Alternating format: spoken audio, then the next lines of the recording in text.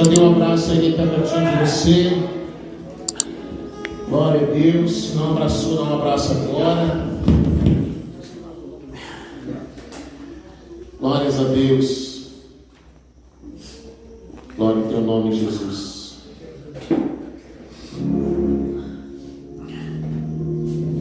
Glória a Deus. Tu és santo, Senhor. Amém? Boa noite, irmãos. Hoje, graças a Deus, o som não pegou peça na gente. Está bem gostoso, amém? Então, queridos, nós queremos mergulhar na palavra do Senhor. Boa noite para quem está em casa, para quem está online, para quem é de São Gabriel, para quem é de fora de São Gabriel. Lembrando que culto online não substitui congregar, mas serve para gerar um alimento, para gerar uma provisão do pão de cada dia. Amém? Eu estava ali meditando. Às vezes alguém diz assim: mas é complicado ouvir esse pastor, ele é muito bravo. Eu sei que a minha cara não é bonita, mas é que o evangelho ele é tão chocante, e as pessoas às vezes estão tão acostumadas a ouvir coisas agradáveis. Quando elas se... Pastora, não está funcionando ali, está queimado. Ele é tão chocante que parece que alguém está brigando com a gente. Quando a gente lê que as pessoas vinham até João Batista para serem batizadas, as pessoas andavam 100 e poucos quilômetros, deserto adentro, às margens do Rio Jordão, para ouvir João Batista. E quando eles faziam fila para serem batizados, todos os dias uma multidão vinha para receber o batismo de arrependimento. E quando elas vinham, irmãos, já arrependidos, já assim com o coração quebrado, porque João Batista, ele era um pugilista, ele era um Mike Tyson da palavra. E as pessoas vindo para o arrependimento, ele dizia: quem disse que vocês fugirão do juízo do Senhor? A gente vê que Elias, quando ele foi falar com Acabe disse assim: é tu que está atormentando, perturbando a nação. A gente vê que Jesus entrou no templo com uma vara, com um chicote, e ele entrou no templo chutando mesa e coisas. Então o evangelho por si, ele é chocante. E alguém pode ouvir e pensar: mas o pastor é bravo. Não, eu não preciso ser bravo, irmão. O evangelho por si só, ele já é uma fera, ele já é um leão. O que eu faço é só deixar o leão rugir. Amém? Se te machuca, se te confronta, glória a Deus, irmão.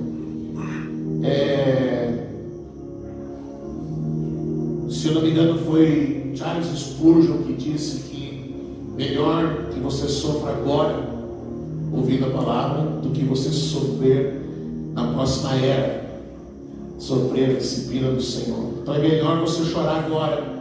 Chore pelos seus pecados, chore pelo seu arrependimento, corra para o Senhor. Melhor assim, amém? Eu tenho ouvido alguns pregadores, irmãos. Se você tiver vontade de escolher, de procurar, procure pelo pastor Zé Bruno. O pastor Zé Bruno, ele é um pastor de reino, ele é da igreja Casa da Rocha. Você ouve ele assim, irmão, parece que ele está com 2 espadas na mão. Se vocês acham que eu sou bravo, vocês têm que ouvir o pastor Zé Bruno. Vocês têm que ouvir o pastor Zé Bruno pregando assim. Ele parece que está se brigando o tempo inteiro, mas ele está apenas liberando a palavra. E a palavra tem que ser assim. Eu acho que eu postei esses dias, né? A pessoa chega na igreja e o pastor está com tapa assim, batendo para tudo quanto é lado. Assim foi a pregação. Ela precisa ser assim, irmãos. Eu não posso.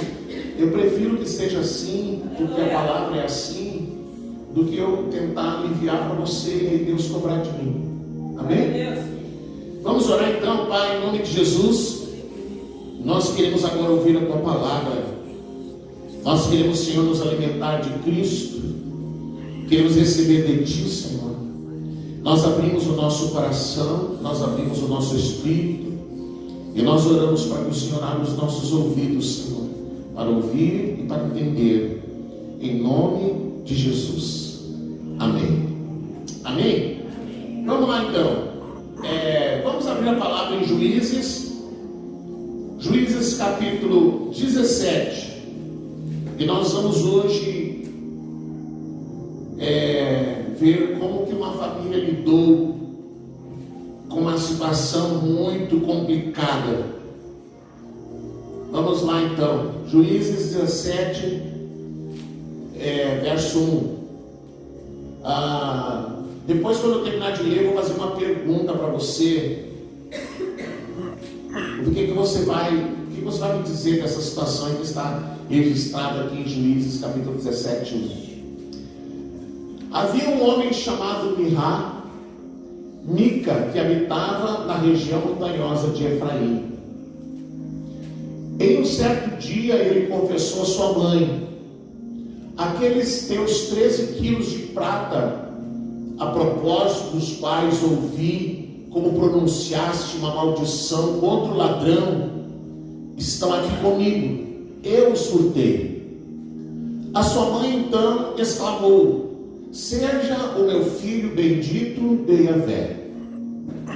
E assim que ele devolveu os 13 quilos de prata à sua mãe, ela prometeu: ofereço solenemente minha prata ao Senhor, para que meu filho faça uma imagem esculpida e um ídolo de metal.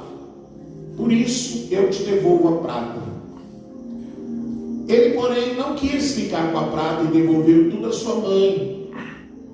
E ela separou 200 moedas, ou seja, 2 quilos e 400 gramas de prata, e os deu a um ourives, que das peças de prata confeccionou a imagem e o ídolo. E estes foram colocados na casa de Mica.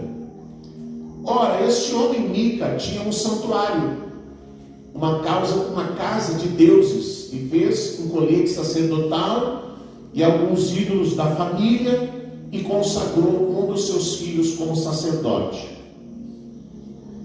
Naquela época não havia rei em Israel, e cada pessoa fazia o que lhe parecia certo. Você notou alguma coisa estranha nessa história? Toda ela. Vamos ver aí. O que vocês notaram de estranho? Pode falando aí. Alguém se manifesta aí, por favor. O que vocês notaram de estranho? Só a pastora que notou alguma coisa estranha na história? Ninguém notou? Está tudo certo então? O que tem de errado? Não, qualquer coisa. Você notou? Não notou nada errado? O que tem de errado, Miriam? Nada? O que tem de errado, Camila? Fazer uma estátua, um ídolo de estátua. Fez uma imagem. Só isso de errado que você acha? Não tem mais. Tem mais? Tem mais o que então? Marchelene, o que tem de errado? Você não sabe dizer? Tem mais? Qual é o que você sabe? Qual é o que gosta de participar da live? Você não consegue identificar? O pastor identificou? Você ainda sabe identificar? Não tinha ordem na cidade. Não tinha o quê? Ordem, não tinha governo. Não tinha governo. Isso. Amém. Quem mais? Tá tudo certo, não tem nada errado. Tá todo mundo acertando. O que mais? Parecia que era certo. Parecia que era certo. O que parecia certo? O que eles estavam fazendo. O que eles estavam fazendo. O que mais? Posso falar? Pode. No caso, ele rouba a mãe, Ele roubou a mãe. né? E a mãe ainda pede para abençoar, porque ela tinha amaldiçoado. Ele roubou a mãe e a mãe pediu para abençoar. E a mãe ainda devolve, favorece ele num ato assim de. Como se ele. Agora está todo mundo dizendo, isso aí. Gente, esse relato aqui é um relato, a gente precisa pensar que ela está registrada na história do povo de Deus. Quarta-feira nós falamos sobre os 2 caminhos na live, e eu comentei aqui, quando Jesus disse assim, o caminho é espaçoso e que leva à destruição, todo mundo disse, é o mundo, é isso, é aquilo, mas a gente tem que ver que Jesus está se referindo ao seu povo, entendeu? Ao seu povo. e quando Jesus falou uma coisa que é pesada e que é ruim, ele estava também falando para o seu povo, ele não estava falando para o ímpio. Nem aquele texto que ele diz assim, ó, você que está cansado e oprimido, venha a mim, não está falando para quem está perdido. Ele está dizendo para quem está cansado e oprimido de viver debaixo do jugo da religião, que é para vir a Cristo. Não é para ir para a religião, é para vir a Cristo. Mas todas as vezes que alguém prega sobre isso, está dizendo, você que está perdido, você que não sei o quê, ó, Jesus está te chamando. Na verdade, a pessoa pode estar perdida dentro da religião. Mas o que Jesus está dizendo, você está cansado de cumprir rituais, de fazer coisas, tal, então você tem que vir a mim, porque o meu fardo é leve e o meu jugo é suave. Amém? Vamos lá então, vamos entender o que acontece aqui, ó. Essa mãe não diz o nome dela. É muito interessante que não diz o nome dela, mas o texto nos dá a entender que era uma família que tinha posses, porque ela tinha eram quantos quilos? Quantos quilos lá? Deixa eu ver. 13 quilos. Hã? 13 quilos. 13 quilos. Bota lá, acho que é o 2. 2 verso 2, acho que é o que fala. Devolveu 13 quilos. Estava no outro texto lá.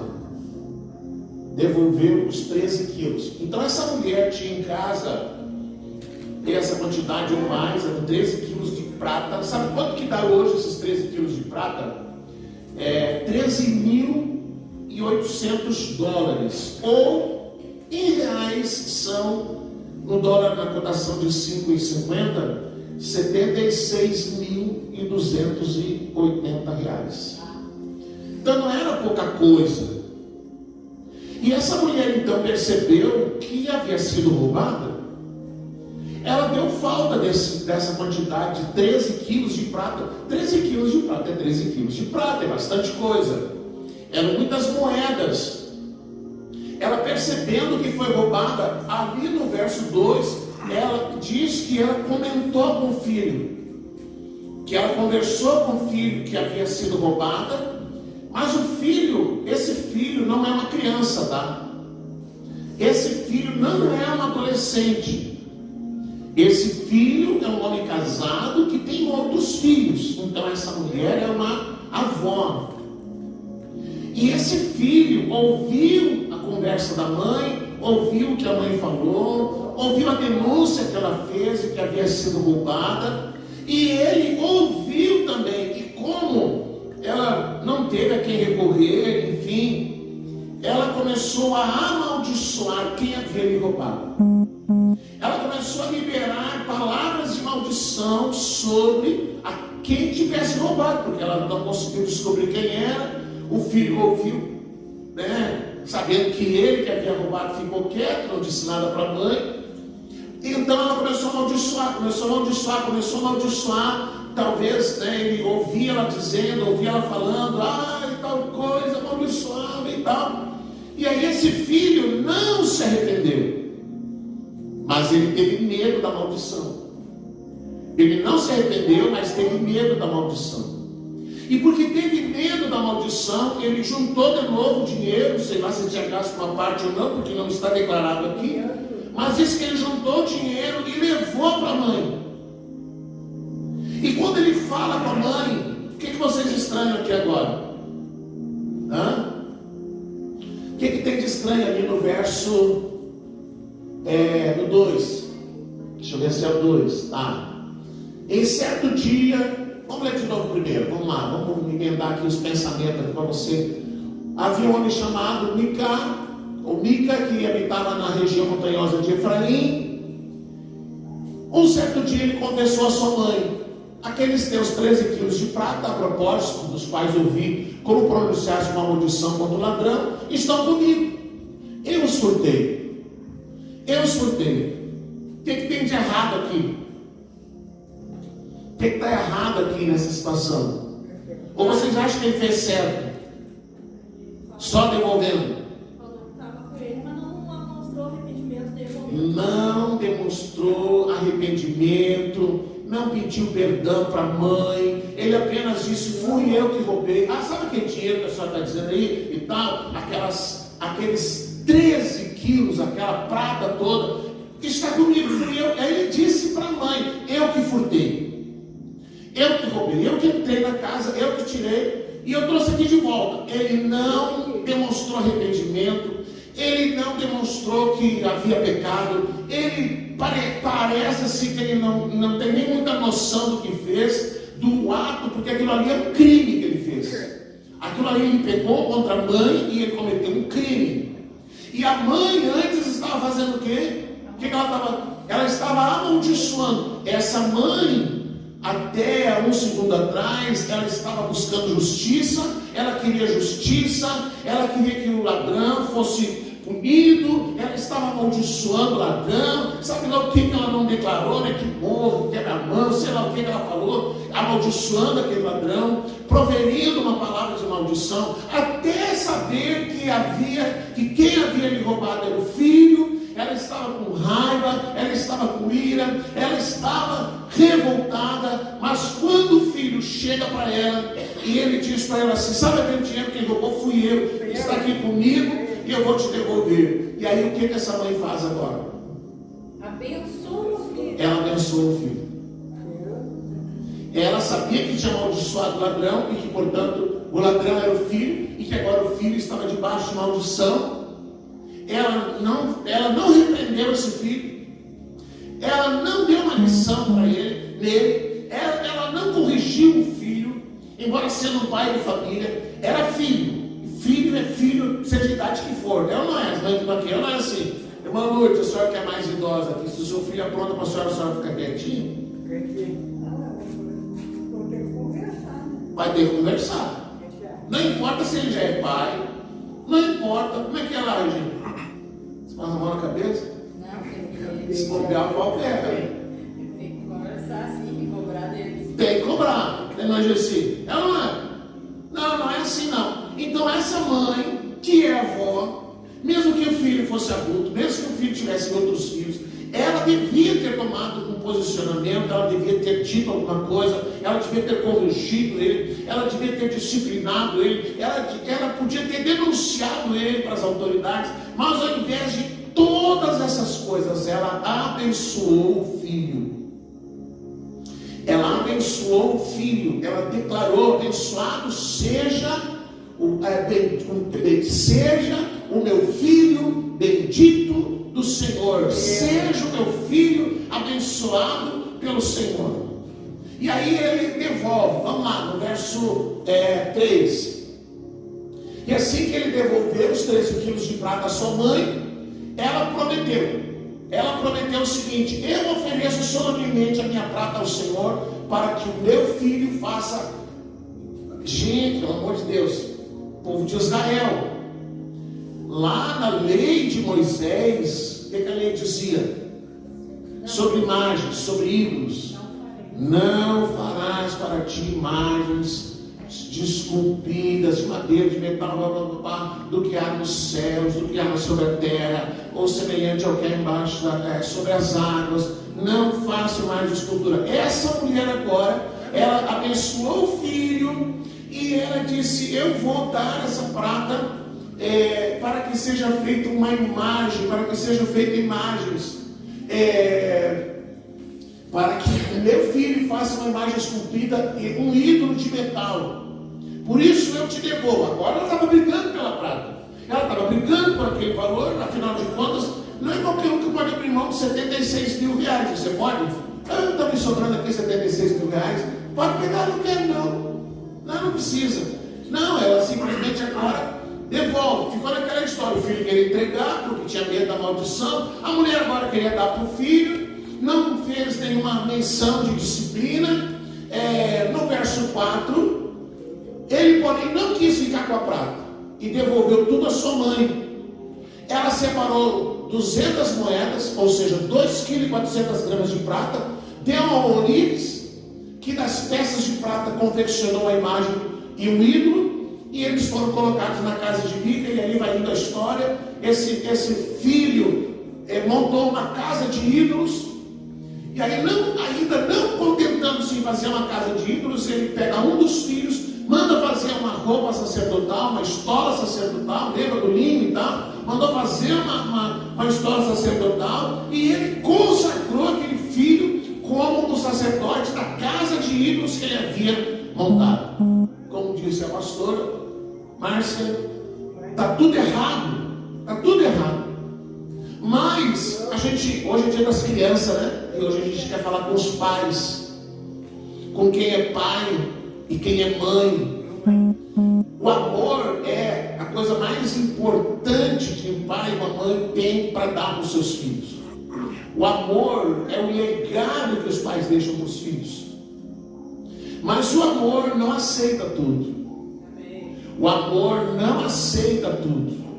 Nós lidamos aqui no projeto, irmãos, com crianças que normalmente elas não têm disciplina. Elas normalmente não têm limite. Às vezes a criança passa o dia inteiro na rua e os pais não se importam. Os pais não se importam se o filho está na rua, onde é que está. Está na rua, porque não está em casa incomodando, não está na rua. E essas crianças às vezes têm problema na escola, têm problema com professores, têm problemas com colegas. Elas têm problema com os pais, e elas não obedecem os pais, elas não respeitam os pais. E quando eles chegam lá no projeto, a gente tenta ensinar a eles a importância de obedecer, de respeitar, de não brigar com o colega, de não usar palavrão, de ouvir e obedecer, de prestar atenção quando os professores estão falando. Tudo que eles não têm fora do ambiente do projeto, naquelas 2h30 que a gente fica lá, eles precisam aprender a lidar lá no projeto. Eles precisam aprender. Às vezes a gente está lá falando, está ensinando, eles começam a conversar, então a gente para. Fulano, por favor. Aí espera. Às vezes eles acham que a gente não está vendo. Fulano, para agora. Você quer contar para nós qual é a história? Vocês dois estão rindo. Aí eles param. Eles precisam aprender a ouvir, precisam aprender a obedecer. Quando é o sim, é sim. Quando é o não, é não. Se é para ficar em tal lugar, é para ficar naquele lugar. Se é para fazer tal atividade, é para fazer aquela atividade. Mas agora, recentemente, nós tivemos que tirar o menino, porque a gente vai exercendo paciência, misericórdia, vai esticando o que pode. Às vezes, quando não dá muito, a gente dá uma suspensão. Semana que vem você não vem. E eles são apaixonados para ir lá treinar. Então, não, semana que vem você não vem. Ou você vem e você vai ficar sentado lá para você refletir, porque você não ouviu, porque você não obedeceu. Aí eles vêm, aí no dia eles acham que a gente esqueceu. Chega lá, aí professor, eu vou treinar. Não, você senta lá, você hoje não treina. Você sabe por que não vai treinar? Sei, então tá, senta lá. Mas teve um fato que a gente teve que mandar uma criança embora, teve que tirar do projeto, porque não deu, a gente foi usando paciência e tal, até que ele teve um desentendimento lá, e a gente teve que chamar e dizer, não, você não pode mais vir, porque você extrapolou todas as regras, você fez assim, você fez assim, você fez assim, e aí as crianças ficaram assustadas, né? E o professor disse assim, e tu, fulano? Tu entra nos eixos. E o menino regalou os olhos. Se nós já falamos contigo, já conversamos no particular, já falamos na frente dos outros, não está adiantando, tu é o próximo. E ele, não, professor. Mas por quê? Porque o amor, irmãos, o amor, ele não aceita tudo. Quem é pai e mãe tem o maior desafio, que é o de amar e de disciplinar e pôr ordem e ensinar para o filho valores e princípios. Então esse filho já é um homem, já é pai de filho, e não aprendeu ainda a respeitar a sua mãe, não aprendeu ainda a respeitar a casa da mãe, não aprendeu a respeitar o lar, a ponto de entrar na casa e sorrateiramente furtar algo de valor. E não era pouco valor, mas mesmo que fosse uma única moeda, ele furtou algo que não era dele, algo que não lhe pertencia. E agora essa mãe, tomando conhecimento do que o filho fez, agora ela tinha uma oportunidade de disciplinar esse filho, de sentar com ele e de, embora fosse já um homem, olha meu filho, isso que você fez é errado, não faz, e ensinar, enfim, dá uma moral, dá uma coisa para ele entender a gravidade do que ele fez. Ao invés disso, ela premiou a falha do filho, ela premiou o pecado do filho.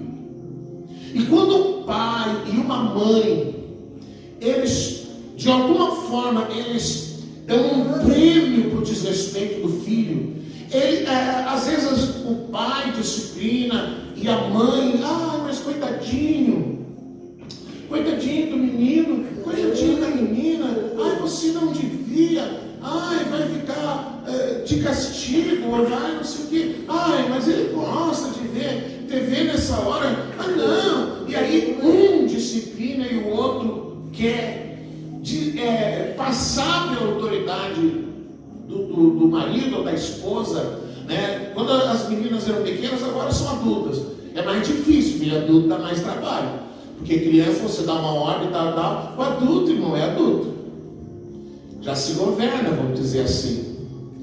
Mas quando elas eram pequenas, a gente combinou o seguinte, se um der uma ordem, se um der uma disciplina, o outro jamais iria desfazer a disciplina que um havia dado. Jamais iria chegar na frente do filho, da filha, e aí o que houve? A mãe, não sei o quê. E aí eu digo, não, coitadinha, deixa. Não precisa. Não tinha.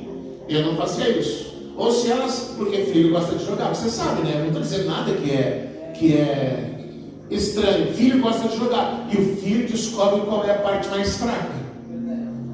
Filho descobre qual é a parte mais fraca.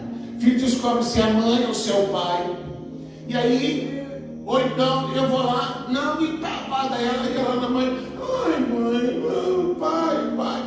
Podia achar talvez que eu tivesse exagerado, podia, mas não desfazia. Depois, qualquer coisa, a gente até falava, conversava fora do radar das crianças, porque criança, né, daí no quarto a gente conversava e tal, exagerou e tal, mas, ou então, o pai não devia ter feito isso, mas jamais, porque a criança descobria quem é o mais fraco, e a criança descobre o mais fraco, e depois, irmão, ela descobre o lado de chegar, ela consegue enganar, ela consegue enrolar, consegue mentir, desdobrar, ou então, vai lá e fala para a tua mãe, a mãe já deixou, e às vezes a mãe nem sabe, a mãe já deixou, o pai já deixou, então tá, e aí os dois vão conversar depois, não sabia de nada, mas aí agora já tinha um que deixou, agora não tinha, você está entendendo? Se a gente conseguisse descobrir em tempo, não, você mentiu, agora que não vai. Não, você mentiu, agora que não vai. E aí, querido, a Virgínia está rindo, né? O Maurício está lá está lá confabulando, contando as vezes que ele ficou nesse filho. Mas, se o filho errou, falhou, é responsabilidade do pai, da mãe, ensinar os princípios. Ensinar, meu filho, isso está errado. Você não podia ter feito isso. Você não podia ter batido no colega. Você não podia ter feito o que não é seu. Eu lembro que um dia, eu não me lembro qual dos irmãos eram, que eram 7, então, eu que não era, mas um deles foi. Um dia chegou em casa com uma lapiseira, a gente não tinha lapiseira. Que lapiseira? O que o pai e a mãe iam comprar lapiseira, aquela negada toda? Não tinha como, era um lápis e deu. E um apontador e deu, até aquele acabar, depois se comprava outro. Daí um dia, o meu irmão chega em casa com uma lapiseira, todo faceiro, lapiseira e tal. Fulano, onde é que você tirou essa lapiseira? Meu colega me deu. Que colega que te deu? Onde mora? Aí veio interrogatório, né? A mãe não falava nada, né? Aí o pai chegava dela e dizia, o fulano chegou com a lapiseira. Aí o pai que chamava, o pai que fazia a investigação. O pai que era investigador, que julgava e já era o executor. E já era o executor da condenação. Quem te deu essa lapiseira? E aí, quando meu pai fez 2 perguntas, o queixo já tremeu, né? Começou a tremer o queixo, já era. Como assim te deu essa lapiseira? Quem é que fica dando lapiseira para alguém? Da onde que foi que tu tirou isso?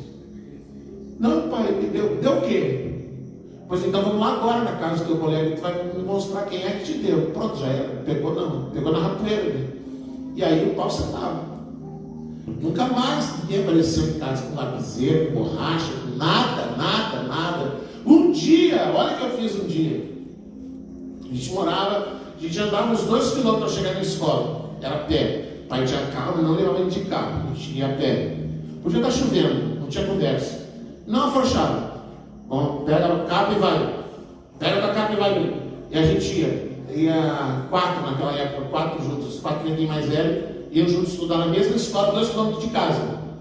Aí eu tinha um colega da minha aula que era carioca, o Ronaldo, meu colega. Aí a gente era muito amigo, conversava muito, ele disse assim, vamos lá em casa depois da aula.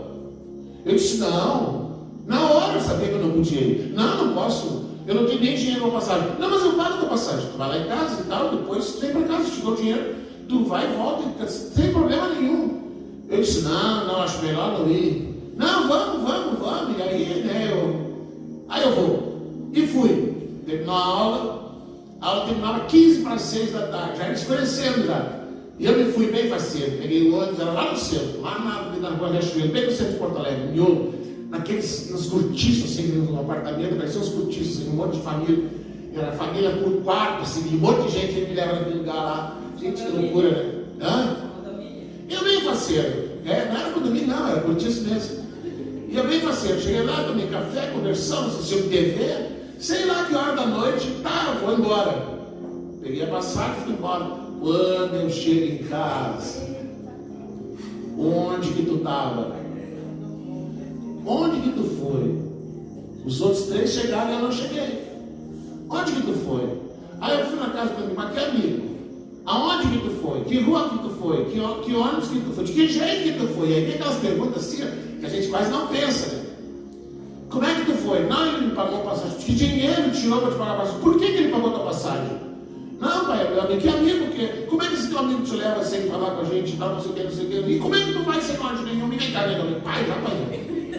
E já tomou ele pau. Já me prendi. Já prendia nas canelas ali, prendia o pescoço na canela e tomava ele pau de vara. Vara de marmelo. Nós matamos marmelo de tanto que a gente apanhou daquelas varas. Um dia nós descobrimos, vamos descobrir um jeito de matar, sabe? Nós matamos marmelo de tanto que a gente apanhava de marmelo. E o pai tinha umas compridas assim, fazia assim, pegava longe. Caridade, nós estamos matando ela, até que acabou a porra, por causa de tanto que a gente apanhava.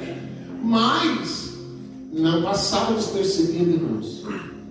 Não passava despercebido, você cometeu uma desobediência. Ninguém passava a mão na cabeça, não tinha essa. Agora meu filho, você roubou, meu filho? Quanto que você roubou? 13 moedas, 13 quilos de prata. Olha, meu filho, vem cá que eu vou te abençoar. Abençoava o lombo. Não tinha conversa, irmão, não tinha conversa.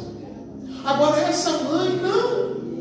O filho cometeu um crime, o filho cometeu um pecado grave, e ela, não, meu filho, vem cá que eu vou te abençoar. Eu vou te abençoar agora, meu filho, vem cá. Sabe uma coisa? Toma para ti essas moedas. Fica para ti, meu filho. Eu estou te dando essas moedas para ti. O filho, já apavorado, porque sabia que a mãe tinha abençoado, e aquilo ficou na cabeça dele. Não, eu não quero ficar com essas moedas. Não, mas eu te dou para ficar. Eu já vou consagrar ao Senhor essas moedas aqui, e são tuas. E eu vou fazer um ídolo para ti. Quer dizer, tudo errado. Eu vou fazer uma imagem para ti, tu vai levar para tua casa e tal. E aí o filho, não, foi lá, mandou e fez, e deu para o filho. E aí foi tudo errado, irmãos. Quando você não estabelece princípios, quando você não estabelece valores, quando você não impõe limite, quando você não ensina, porque a tua função de pai e mãe é ensinar. A tua função é amar, mas o teu amor não pode ser um amor conivente com o que é pecado, com o que é errado. O teu amor não pode simplesmente abençoar e premiar quando o teu filho erra, quando o teu filho falha.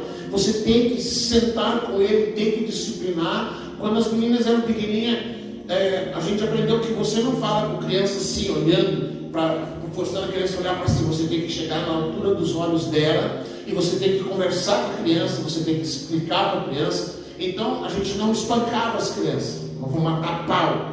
Não. 3 varadinhas só, 3 varadinhas só. Então a gente sentava e explicava. Vem cá, fulano.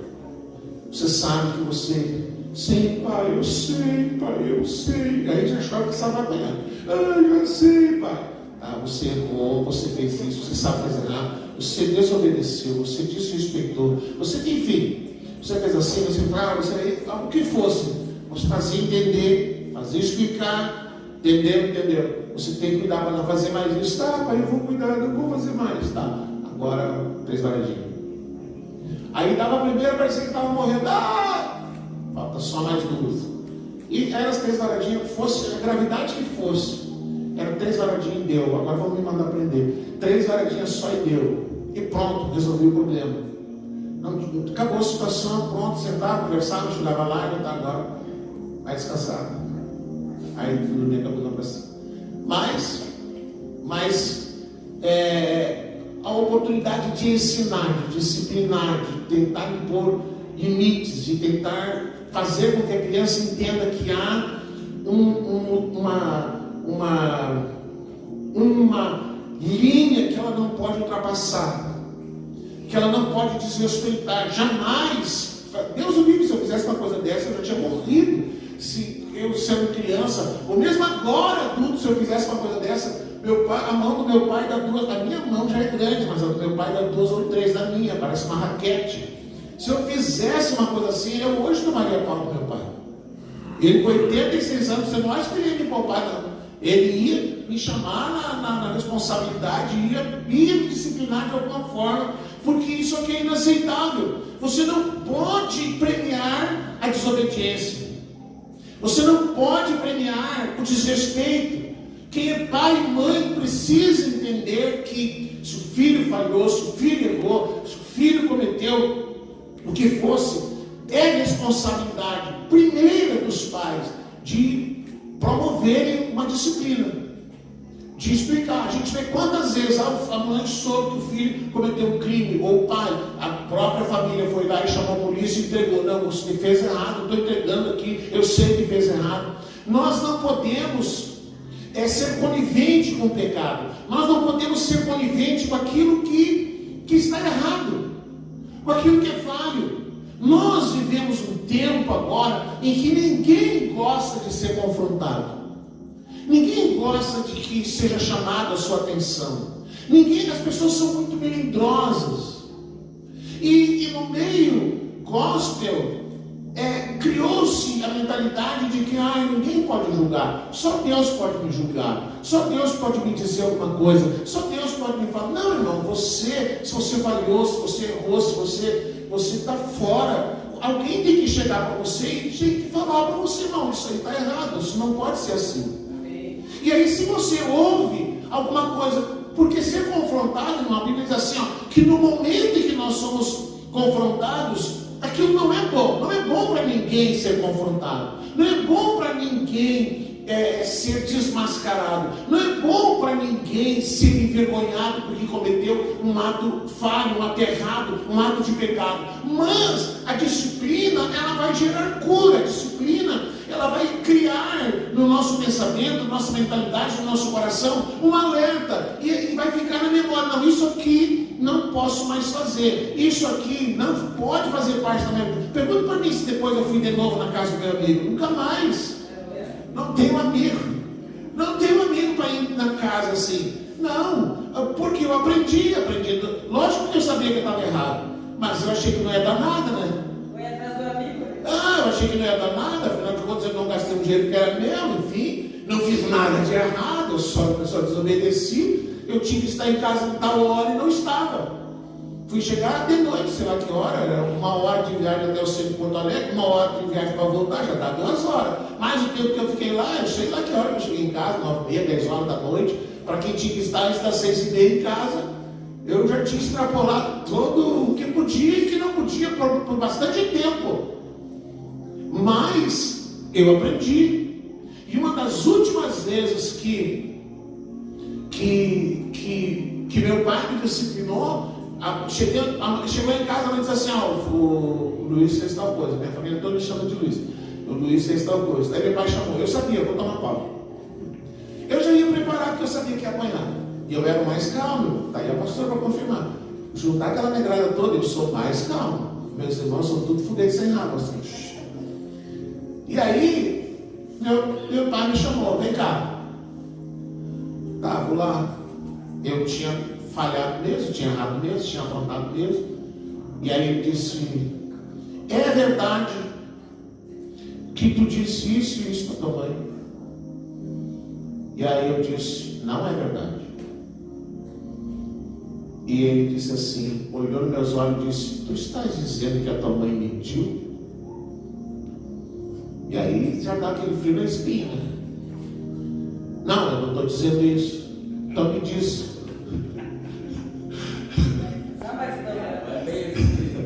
Então me explica isso aí. Se a mãe não está mentindo, e se ela disse que tu fez tal coisa, como é que ela não está mentindo? Então, como é que foi isso aí? Me explica isso aí. Me conta isso aí. E foi. Daí ele disse, tu sabe, né? Tu sabe, né, que agora tu vai ter que apanhar. Aí ele disse, eu sei. Mas hoje eu vou fazer diferente. Daí chamou a mãe. Quem não falava na frente da mãe, chamou a mãe. Fulano, vem cá. Daí veio a mãe. Senta aqui. Daí sentou a mãe, ele e eu. A mãe na minha frente. E ele disse assim, pede perdão para tua mãe. Aquele dia ele me arrebentou. Ele me arrebentou mais do que se ele tivesse batido em mim. Pede perdão para tua mãe. Eu disse o quê? Eu não vou apanhar? Não. Pede perdão para tua mãe. E aí eu comecei a falar, ele de cabeça baixa, ele disse, não. Olha nos olhos dela. Olha no rosto da tua mãe e pede perdão pelo que tu fez. E aí, já tremi todo, né? Tremi queijo, comecei a chorar. E aí tentei dar um migué, né? Ele disse, não, estou esperando. E aí, enquanto eu não pedi perdão, ele não me liberou naquele momento ali. Daí, entendeu agora? Entendi, pai, entendi. Vai obedecer, tu não vai fazer mais isso, não, pai? Aquele dia ele me moeu, entendi. Sem bater em mim, só no fato de não fazer pedir perdão. Mas no nosso lar, na nossa casa, não tinha essa de você ser conivente com aquilo que é pecado, com aquilo que é falha, de você ultrapassar os limites estabelecidos de conduta, de moral, de respeito, dentro de casa.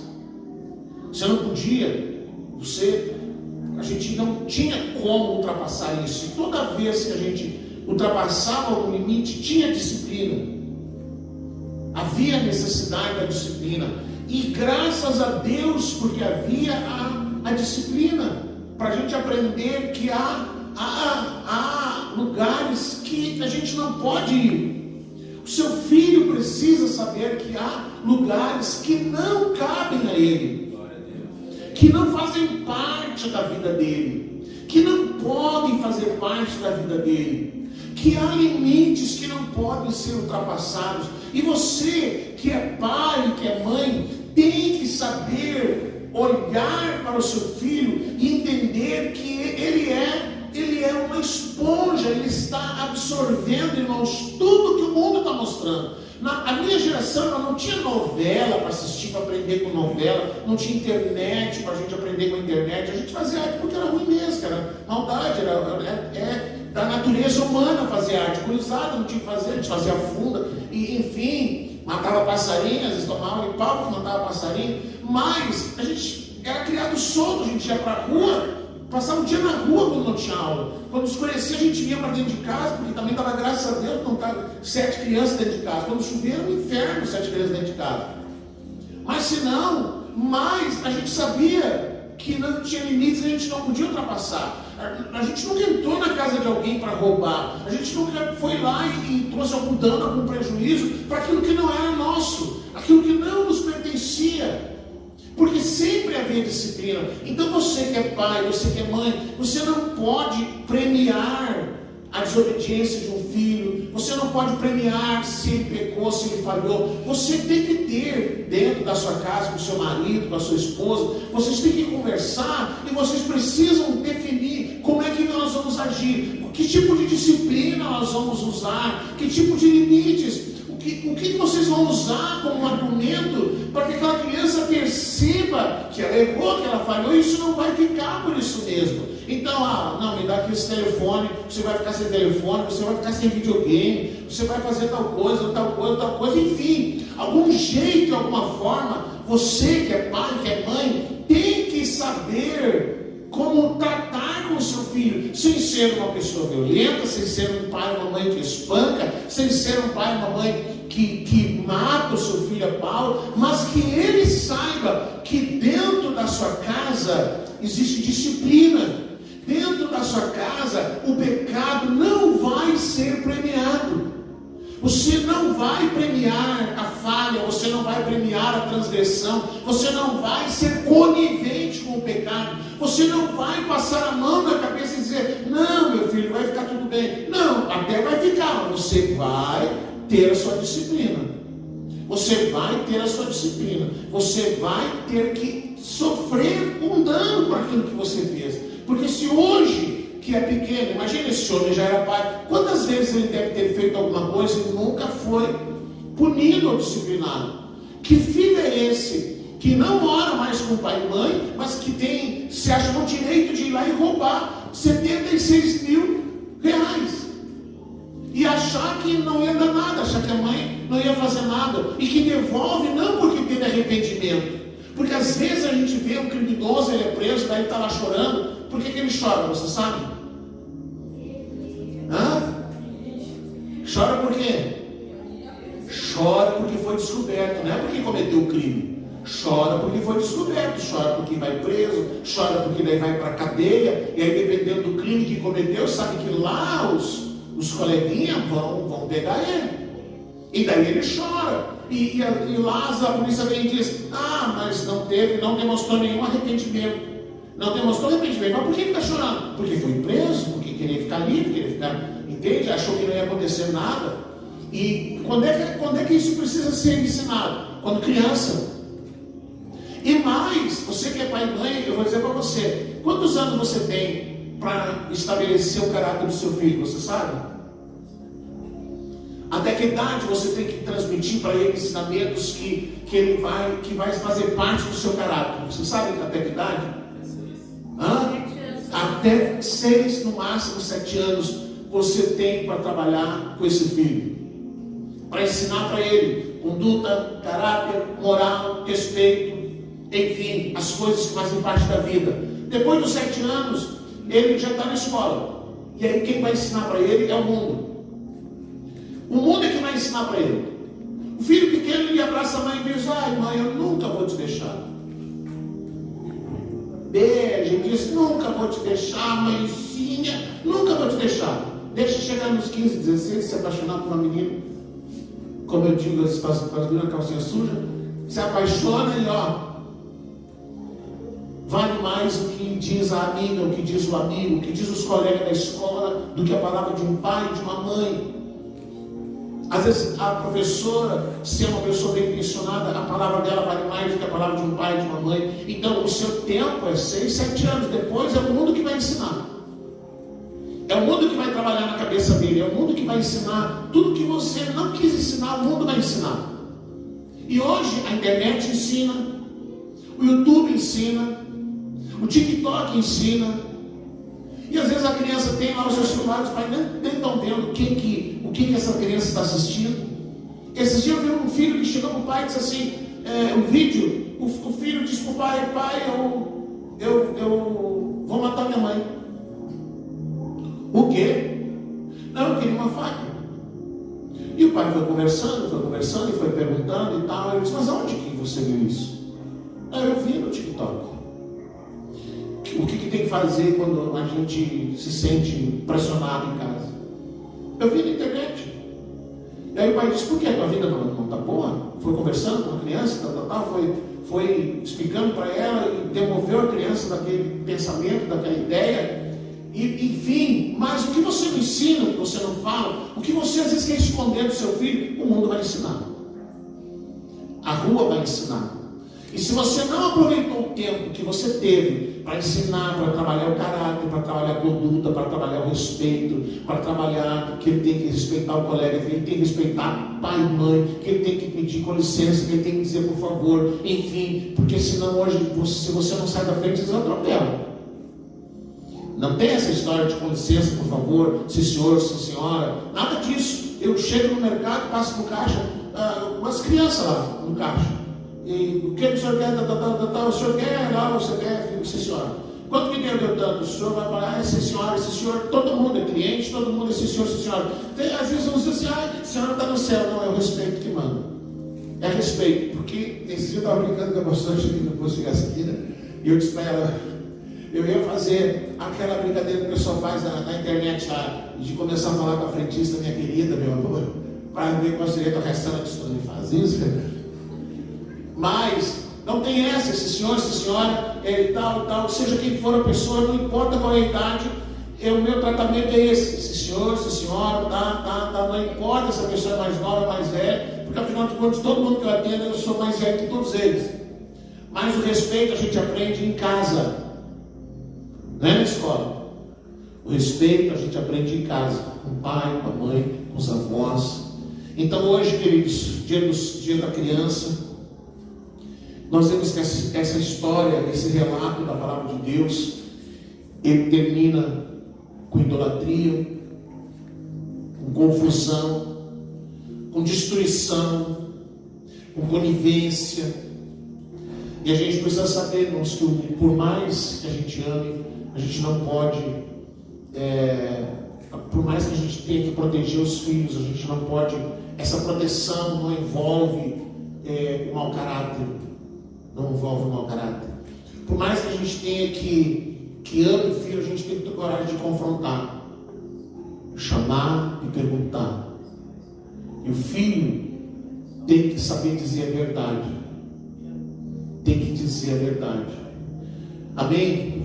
Então que a gente não seja como Mica, que fez o que era errado, que cometeu um crime, e que a gente não seja como essa mãe que premiou o pecado do filho. Que a gente não chegue nesses extremos. Amém? Vamos orar? Vamos nos colocar de pé e vamos orar? Vamos falar com o nosso Senhor.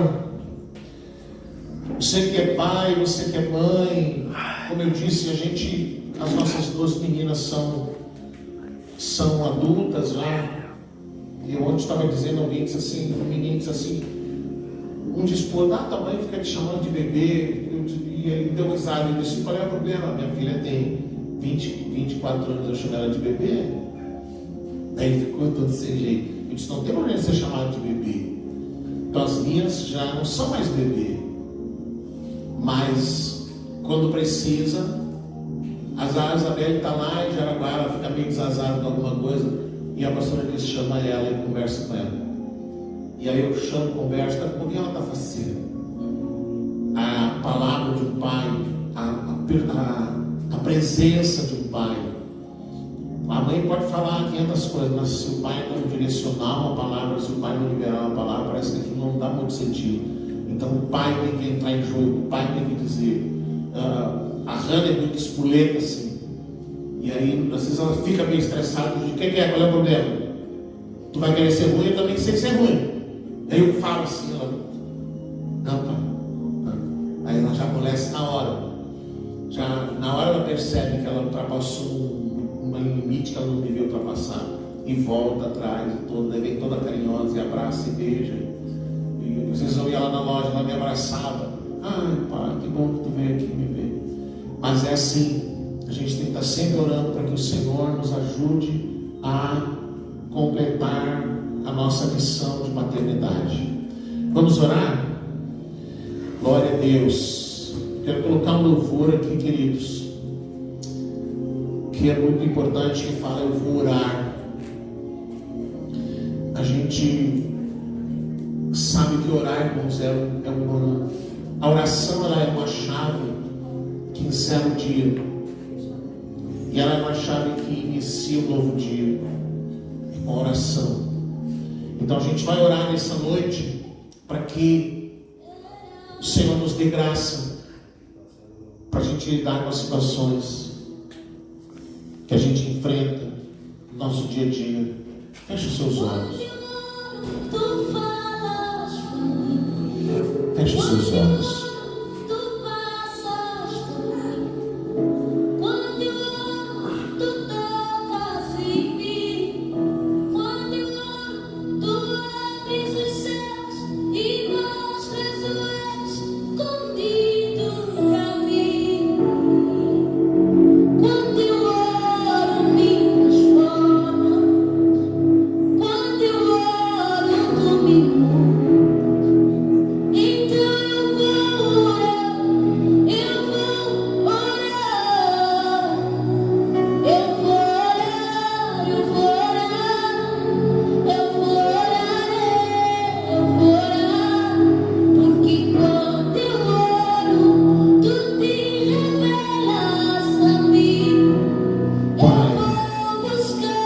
Nós chegamos a Ti nessa noite, Senhor.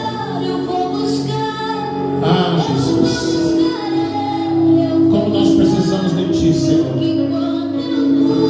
Nós que somos pais, que temos a responsabilidade, Senhor, sobre os nossos filhos,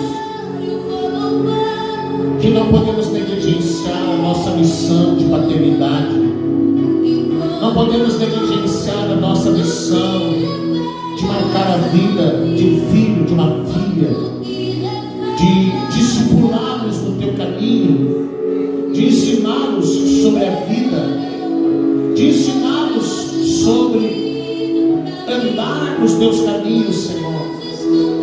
Senhor, é tão difícil essa missão. Não existe outro manual senão a Tua palavra. Não existe, Senhor, um dicionário que não seja a Tua palavra. Não existe, Senhor, uma enciclopédia que ensine um pai e uma mãe a educar os seus filhos. Por isso, Senhor, nós precisamos tanto de Ti. Nós precisamos tanto da Tua graça, tanto da Tua presença, tanto do Teu Espírito, Senhor. Precisamos que o Teu Espírito Santo nos ensine, Senhor, a amar os nossos filhos, mas a não ser conivente com o pecado, a proteger os nossos filhos, Senhor, mas não deixar ultrapassar o limite do caráter e dos princípios, Senhor. Nos ajuda, meu Deus, a dialogar com os nossos filhos, a conversar de uma forma que eles entendam. Nos ajuda, Senhor, a ter uma palavra correta. Nos ensina, Senhor, a ter uma orientação correta. Nos ensina, Senhor, a orar pelos nossos filhos. Muitas vezes, quando eles estão dormindo, nós podemos abençoá-los e orar por eles. Ensina-nos, Senhor, a orar com eles quando eles saem para a escola, quando eles saem para o trabalho, a orar com eles quando eles precisam tomar decisões, a orar com eles, Senhor, e que eles aprendam que orar é uma resposta para a vida deles também, como é para a nossa. Espírito Santo, nos ajuda, Senhor. Espírito Santo, nos guia. Espírito Santo, nos dirige nessa missão da paternidade e da maternidade. Senhor, que nós não sejamos como essa mãe que foi conivente com o pecado. Que nós não sejamos como Mica, que escolheu o caminho tortuoso ao invés do caminho da obediência, Senhor.